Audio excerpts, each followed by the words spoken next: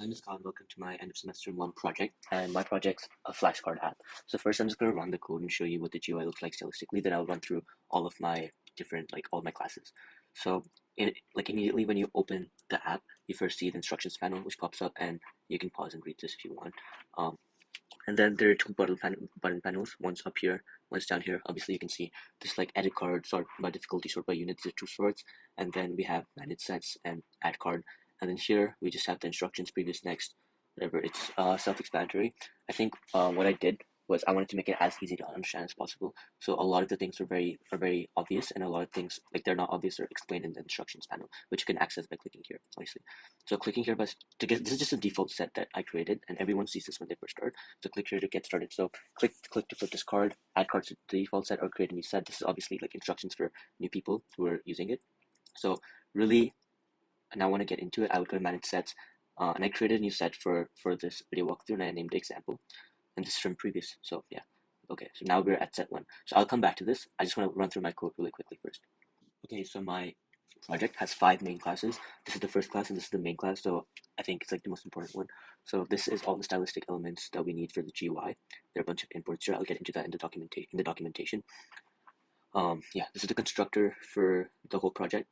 This is the method that initializes a lot of the frame and where all the buttons go and stuff. Just the main frame, it just initializes that. And then setup button panel. So yeah, all the buttons on the top and the bottom panel, that I showed you. These are these two main methods here. Yeah, and then we see that we're adding a lot of buttons and all that. Show instructions is very self-explanatory. Main panel is also pretty self-explanatory. This is just creating the the flashcard itself. Yeah, create card display. This is called this method is called the method I just talked about above. Edit card, pretty self-explanatory. This part's the default. Method is actually a method that I use for to make sure that the users give a proper input for the unit and the difficulty, because they have to be integers for me to be able to sort them, right? Create button. This is just set up button listeners, which is pretty simple for GUIs. It's pretty common. And then view normal list, master card, view master cards. So let me explain the mastered cards concept really quickly. So when I open this file, it basically shows the one question that we inputted, which we didn't master, and it shows that what's 2 plus 1, and there's this little line which differentiates different parameters, and 3, and then the difficulty and unit were both set to 1. So this is how it creates files. And basically what you can do now is you can go in and you can add your own sets in here. You can add your own flashcards in here, and that's another functionality. So you might not want to type every single flashcard in. So this is something that's been made evident in the instructions, that users can do this. So I want to go back and I want to show you a set I already created. So okay, manage sets, select set. There is example. Okay, so I created 10 cards here. Let me just show you what exactly the set looks like.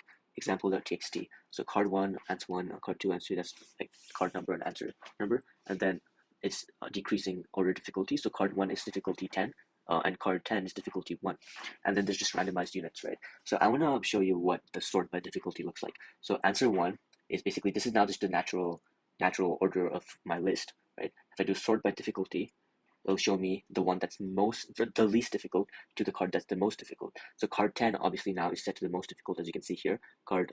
Least difficult. Card 10 has a difficulty level of 1, right? So it's the least difficult, so it's an increasing order. So it goes to card 10, card 9, card 8, card 7, card 6, yeah. And then it's circular, so obviously it loops through. So if I go to normal list, and I'm going to add a card here. So I'll say at the end, card 11, and 11, and let's just say the difficulty, I want to make this the most difficult one. So let's just say difficulty 12, and unit number doesn't really matter. Let's just say 22, right? So now if I go to previous from card 1, card 1's the first element, you'll see card 11, obviously.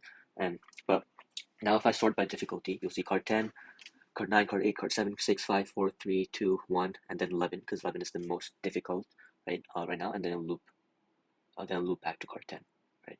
So this is what the sort by difficulty looks like, and the sort by unit is going to be randomized now. But card 6, answer 6, card 1, yeah. So this is, you can figure, this is just the increasing order of unit.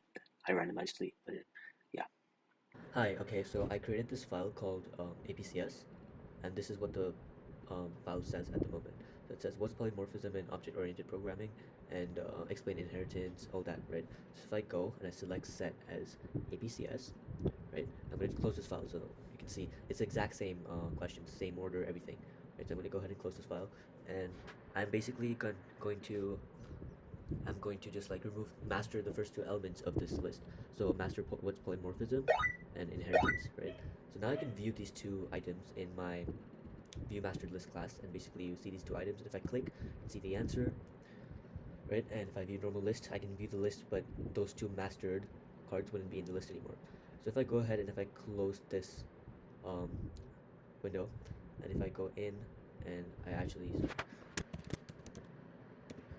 if I open my APCS class, you'll see that those two, the first two elements of the list that I removed are no longer a part of the list. So this just shows you a little bit more of how I implemented buffered reader and buffered writer to actually read and write into files, and how this all works.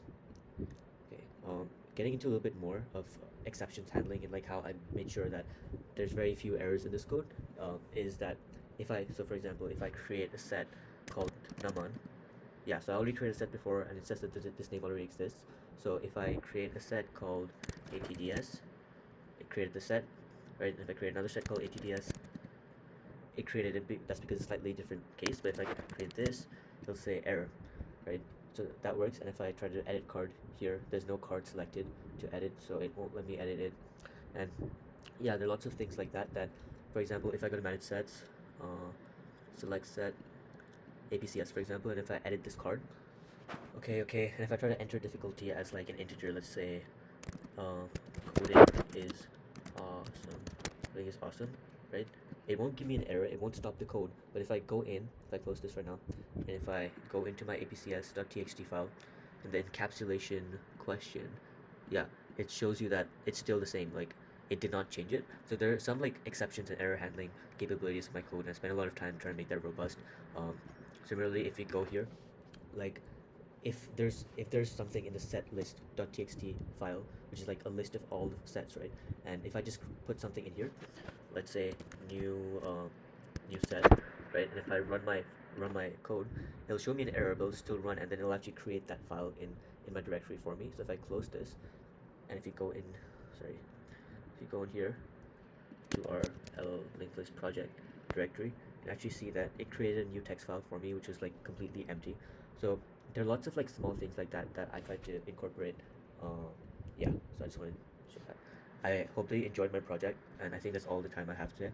But yeah, I hope you enjoyed my project. I think this is very like functional, and I can see myself using this, and my vision for this is actually like have a one-stop like productivity kind of thing. So like a to-do list, flashcards, notes, everything. That's kind of what I want to progress it into. Okay, thank you for your time.